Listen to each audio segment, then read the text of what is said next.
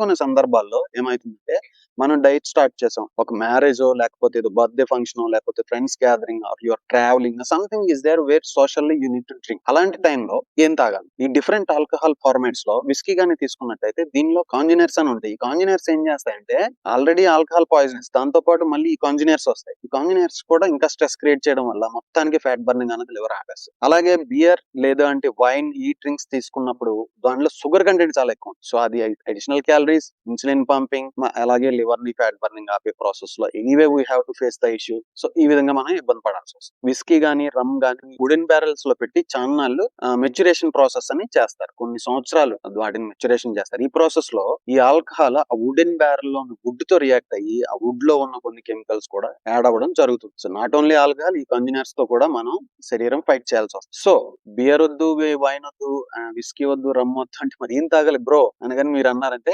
Clear spirits అని ఉంటాయి. అంటే అవి వోడ్కా ఆర్ టకీలా తీసుకోండి. క్లియర్ స్పిరిట్స్ వాటిలో కంజనర్స్ కొంచెం తక్కువ ఉంటాయి. 1 or 2 పెగ్స్, అది కూడా స్లోగా.